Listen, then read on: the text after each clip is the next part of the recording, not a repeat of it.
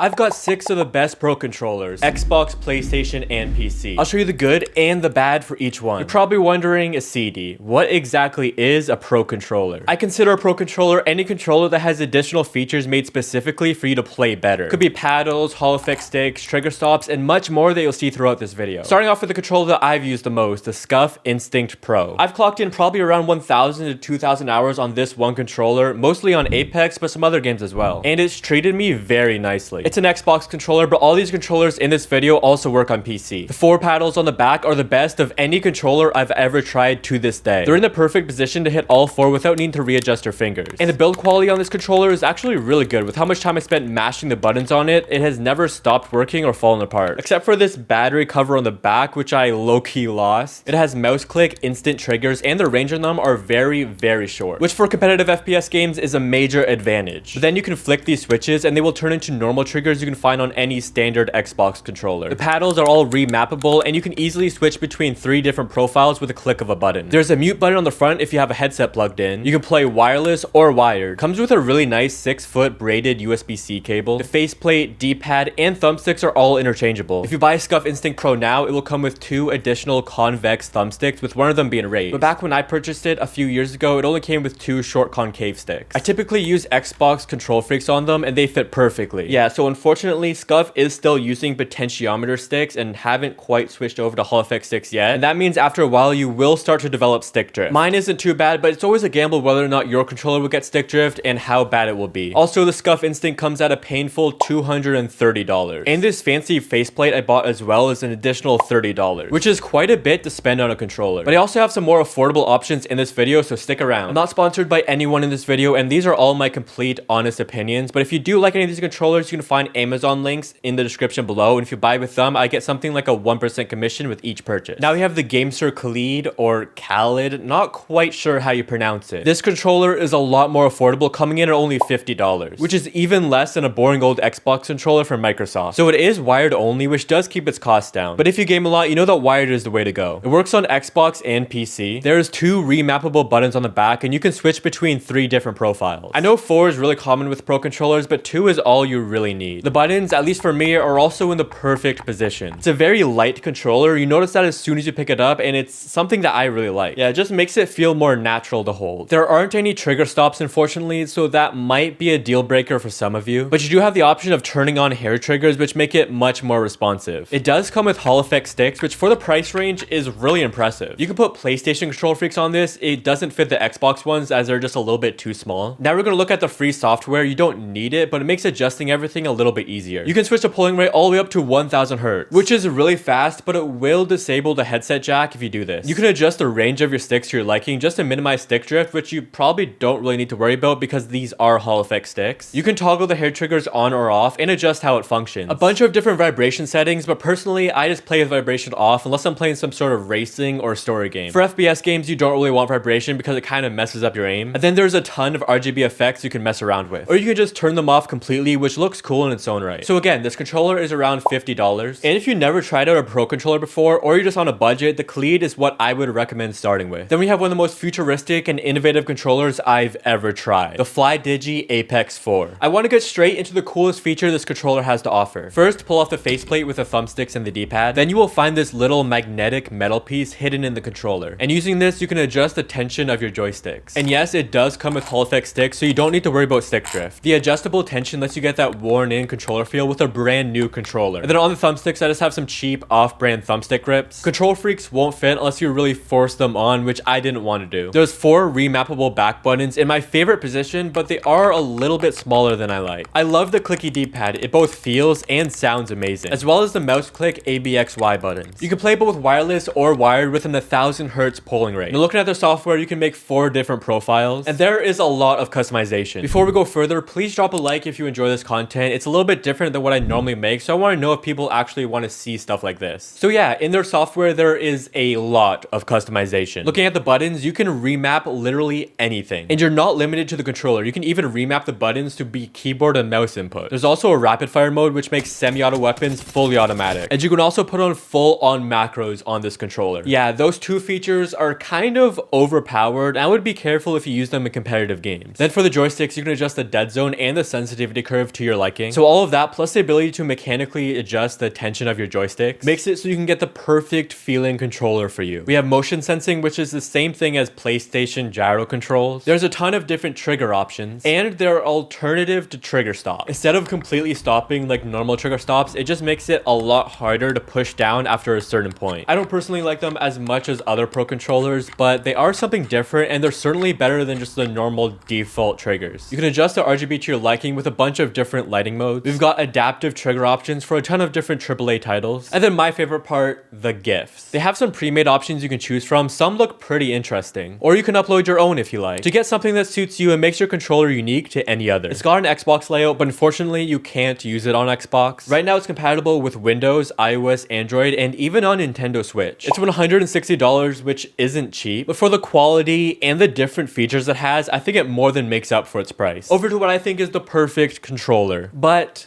I hate it. The Scuf Envision Pro. First off, I love the way it looks. And yes, I 100% bought it because it matches my channel art. As soon as you pick it up, you can tell that the build quality is really good. The 4 adjustable back buttons are just amazing. They are very similar to the Scuf Instinct Pro, which has my favorite paddles or back buttons of any controller. Not only does it have back buttons, but it also has additional buttons on the side of the controller designed to be able to push them with the inside of your index fingers. And then there's another 5 remappable buttons on the front of the controller called the G keys. And then all that adds up to 11 different buttons to do whatever you like. It has trigger stops that feel great, and you can switch them off at any time. You can play wireless or wired. The thumbsticks, the faceplate, and the D-pad are all interchangeable. You got a mouse click D-pad and mouse click face buttons. It ships with 2 standard height concave sticks and 2 convex sticks, with 1 being raised. And everything can be adjusted with our iQ software. So iQ, yeah, this software is a pain to use. I think I had to reinstall it about 5 times before it started working. But there are some really nice features in it. Of course, you got a bunch of different lighting effects you can change, but the best part is hands down the mapping. And you can remap all the buttons to something that gives you a competitive advantage. You can remap them to keyboard inputs, mic, audio, and music controls, macros, or even use them to launch your favorite apps. For instance, I have one of the buttons set to launch OBS. Then I have another button that records the last 2 minutes of gameplay, which is really nice, so I don't need to switch back to my mouse and keyboard just to save a clip. The thumbstick response curves are adjustable, and you can change the dead zones to minimize stick drift, which you'll probably want to do eventually because Scuf, again, they do not have Hall effect sticks yet. You can also adjust the trigger response curves. Yeah, this controller is nearly perfect in my opinion. The only thing holding it back is a lack of Hall effect sticks, but most importantly, the iQ software. Hopefully it's updated or revamped because I really do love the features on this controller. The Scuf Envision Pro comes in at $180, which honestly isn't bad at all because that's $50 cheaper than the Scuf Instinct Pro. They're able to do that because it's PC only, meaning they don't need to pay Xbox or PlayStation any licensing fees. There's also a non-pro version, which has all the same features except it's wired only and it doesn't have trigger stop. And that comes in at $130, so if you don't care if you're playing wired and you don't need trigger stops, that could be a way to save 50 bucks. Then we got controller 5, which looks insane. The HexGaming Ultimate. Yeah, this is the first ever PlayStation 5 controller I've used. I don't have a PS5, but it's my current controller that I'm using to play on PC. It's got 4 remappable paddles on the back. I'm not a huge fan of the design of the paddles on most PlayStation controllers, but they get the job done and they do look beautiful. Also sort of changing color in different lighting. They have clicky triggers and clicky bumpers. A PS5 touchpad, which for some people is a must. You can play wireless or wired. It comes with a little box with 8 different thumbsticks, so I'm sure there's at least 2 that you like. You can't just buy this off Amazon, which will ship faster, and you can just ship it back if you don't like it, but